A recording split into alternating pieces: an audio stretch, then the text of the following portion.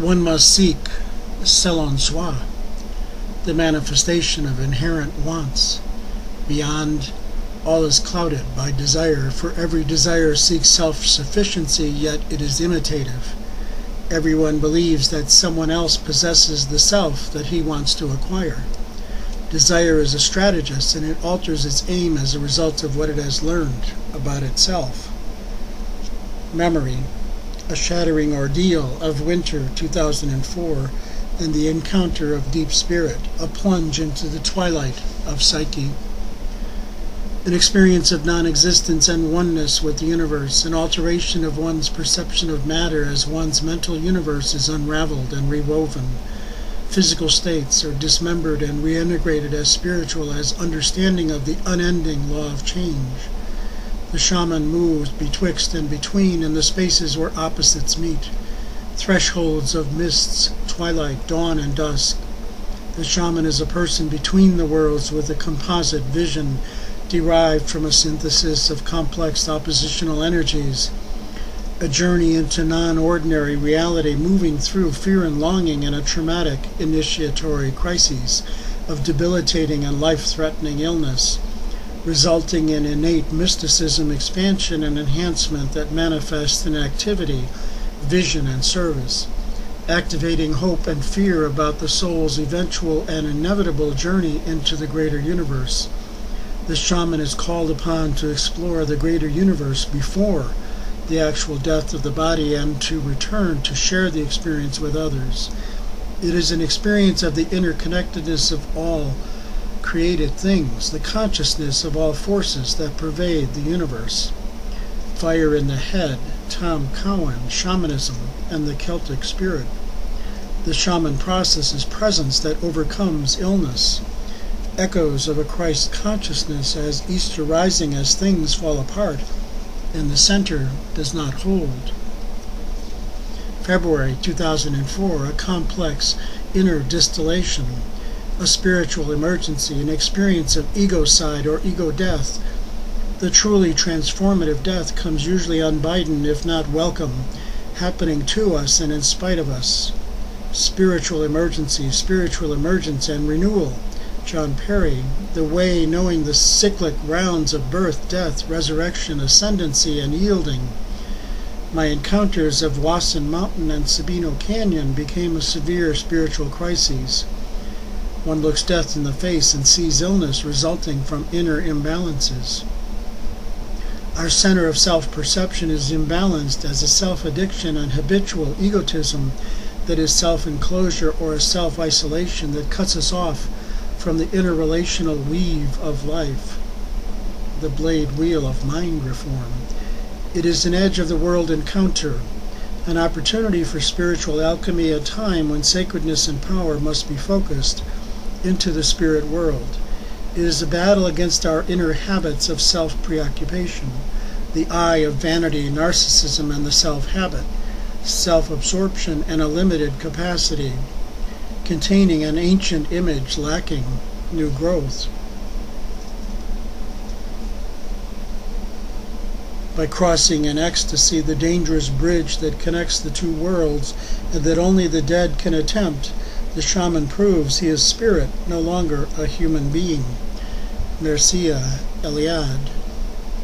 In Lead in the Swan, Yeats found that the bird and the lady took all politics out of his work as his sense of the Annunciation that founded Greece as made to Leda, but all things are from antithesis, and when in my ignorance I try to imagine what older civilization that Annunciation rejected, I can but see the bird and the woman blotting out some corner of the Babylonian mathematical starlight. Visions, Yeats. It is recurrence and reenactment, an instinctive urge to division and unification, a double movement compounded of halves opposed and complementary, a reflection of a deep inner life rhythm. It is the ebb and flow of energy and blood in the structure of the brain and central nervous system. Pneuma, life breath taken in and out of the lungs, the wind that bloweth where it listeth, and moves all things in rhythm and pattern throughout the cosmos. James Only in The Rhythm and the Flower. February 2004, an inner turbulence, then total silence, a moment atop Wasson Peak, lasting 10-15 seconds, an unbearable lightness of being where I felt lighter than air, a sense that I was lifting off the ridge, a moment of self as nothingness, being lighter than a feather as the wind passed through my being. I made a choice to bring my uplifting right leg back to the ground, gravity, a oneness with the universe as I felt, non-existent, a time of non-difference. There was no difference between me and all else. February 6, 2004. Lhasa, a 9.5-mile spirit climb, an awareness of inner Everest oxygen depth quest, echo of the Tibetan name Chomolungma, goddess mother of the world, driving into family memory and the yin depths of the inner maternal. Creative pneuma receptivity, an ecstatic moment, a time of accomplishment where I was unknowingly being prepared for the antithesis, a blindsiding, a dangerous shamanic death, collisionism, illness, crises, and ego-side devastation on Blackett's Ridge Sabino a week later on February 13th. An inner confrontation as echoes of ego boasting about my wasam experience and spiritual non-existence encounter was the perfect state of readiness to be blindsided on a very unlucky Friday the 13th. Blackett's, a tough vertical climb. I was out of balance, out of my emotional psyche center. I did not wear warm enough clothing that might have helped ward off the big chill that hit me halfway up the trail. Brisk, strong winds cut into me as my effort produced sweating that quickly became cold, wet, and clammy. I was unable to generate body heat. There was a suddenness to it. The sweat around my heart became too cold and my chest started contracting, my lungs compressing. I held my shirt closed, then reversed layers of clothing, trying to have dry clothing next to my wet and cold skin.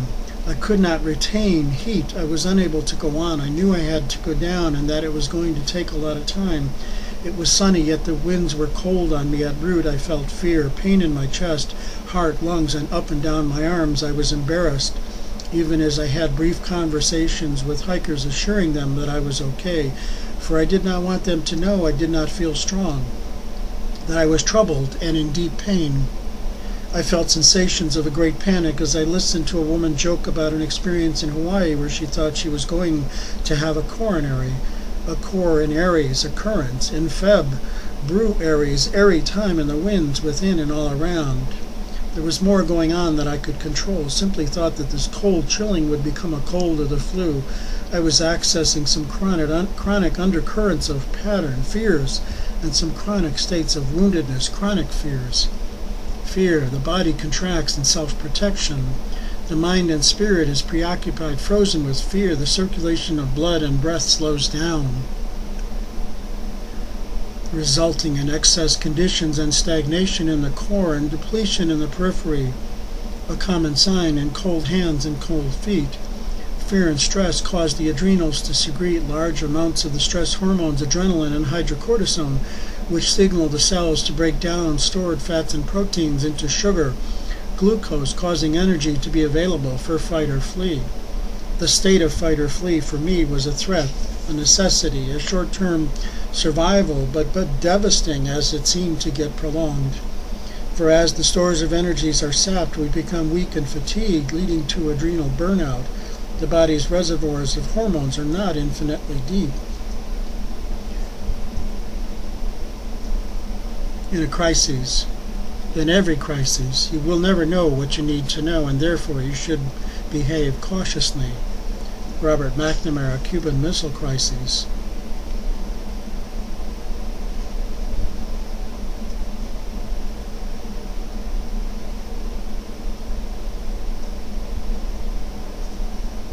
How does one find oneself through one's antithesis?